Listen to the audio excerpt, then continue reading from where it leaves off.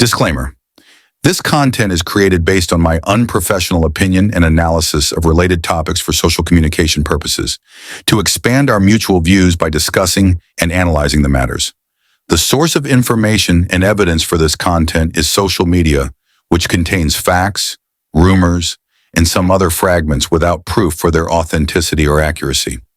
So, please pay special attention. There is no claim on the reliability and confirmation of the conclusions presented here. Hi everyone, it's Roya. I hope you are doing great, and as always, it's an honor to have you by my side. Since Bryan's recent plea deal, I have noticed that almost the majority of the people who have been following this case from the beginning until now have taken Bryan's act mistakenly for the end of the case. However, as I told you in this video of mine, not only it is not the end, but also it is in start.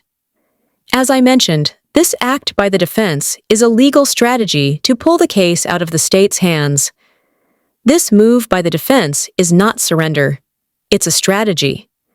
If I wanted to explain this as a non-expert to others like me, I'd say that legal matters, like many social issues, must be addressed step by step, through a chain of authority. Let me give you an example. Imagine you're in high school, and there's some conflict, maybe an argument between a few classmates. Now imagine you're just an observer, someone standing by, watching this conflict unfold. And as you're watching, you start to notice a few things seem a bit off. You begin to realize that some of the real issues may not just lie between the students involved, but it might point back to the school itself. Meanwhile, while you were observing the conflict, some of the students involved in the fight noticed you were watching everything. Later on, some of the school staff members stepped in and ended the physical fight. But a few days later, you were called to the principal's office. No warning, no explanation, just a summons, and suddenly, you were part of the story. At that point, this isn't just about a student fight anymore. It is about you and what you have discovered about the school's forbidden secrets. In this phase, you may try to share what you have learned secretly about the case with some of the school's authorities, to not only prove you are innocent, but also alert them about the secrets. Then you slowly begin to notice that the school authorities are not only aware of everything, but they are also trying to cover the issues by pinning something big on you. In this phase, the more you bring them evidence to prove your innocence, the less they cooperate with you to give you the chance to express and prove yourself. They close all the routes to, you don't let you make any move. Therefore, you notice you are in opposition to the whole school, and if you want to continue this way, you can't win them. And finally, they might take advantage of you being under their control to pin even more serious charges on you, something that could lead you to juvenile detention in the end. Because there is no way for them other than getting rid of you in any way. However, the wise thing for you to do is you accept to admit to something they want in exchange for being expelled from the school. Being expelled from school now counts as your final ruling within the school system. That means you're finally allowed to take your case to higher authorities, like the Department of Education, and tell the truth. Before this, as long as you were still under the school's control, no higher body would get involved, because legal hierarchy matters. But now that the school has made its final decision, you're no longer stuck inside their system. You can speak out, even reveal corruption, without needing to answer to the school anymore. In fact, this gives you power. You can stay silent with them and take what you know straight to stronger, outside authorities. And most importantly, you're no longer obligated to disclose anything prematurely. You can hold on to what you know until it truly matters. Now, match this example to Bryan's case, to challenge his case beyond the state's control.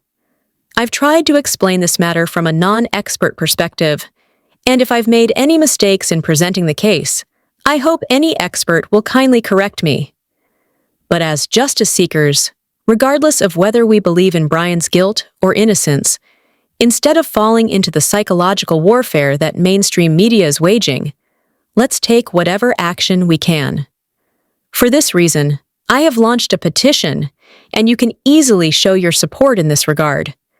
Let me be clear. I don't claim that this petition will change the course of the case or have any effect on Ann Taylor's work. That's not why I created it. I simply wanted to show my personal support as someone who believes in justice and who stands behind the defense. This petition is not a legal strategy. It's just one way for me, and perhaps others, to say, we are paying attention. And even if it doesn't go far, that's okay. The defense will continue on its path. I trust that. I just didn't want to stay silent. Sadly, I did reach out to several true crime channels that follow this case, asking them to help share the petition, either by signing it themselves or by encouraging their viewers to do so. Although some responded with kind words and seemingly positive gestures, no real support followed. And honestly, I find it hard to understand how so many who claim to fight for justice would hesitate to support something this basic, this peaceful, this public. Just to be clear, I gain nothing from this petition. No views, no money, no personal benefit. So if that was the concern, rest assured, this is not about me. This is about the principle, and if standing for that principle makes someone uncomfortable, maybe it should. We each carry our interpretation of what it means to seek justice. I don't claim that my interpretation of justice seeking is absolutely perfect or the only right one.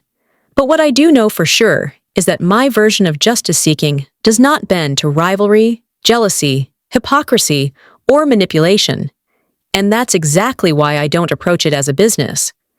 Because once something takes on the shape of a business, especially on a platform like YouTube, it inevitably comes with expectations, time demands, monetization rules, and performance pressures.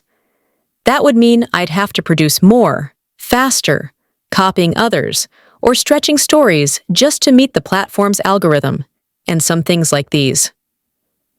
And that's a line I won't cross. So, if there's anyone out there who truly wants to sign this petition, but holds back because they're afraid it might end up financially boosting me, I should say, if I were seeking a financial or career boost, I have other ways and skills to make that happen. I don't need to rely on something as serious and sacred as this cause. Well, that was my today's video. You can use the QR code on the screen or the link in the description to connect to the site and sign the petition if you like. Thank you for watching. Bye.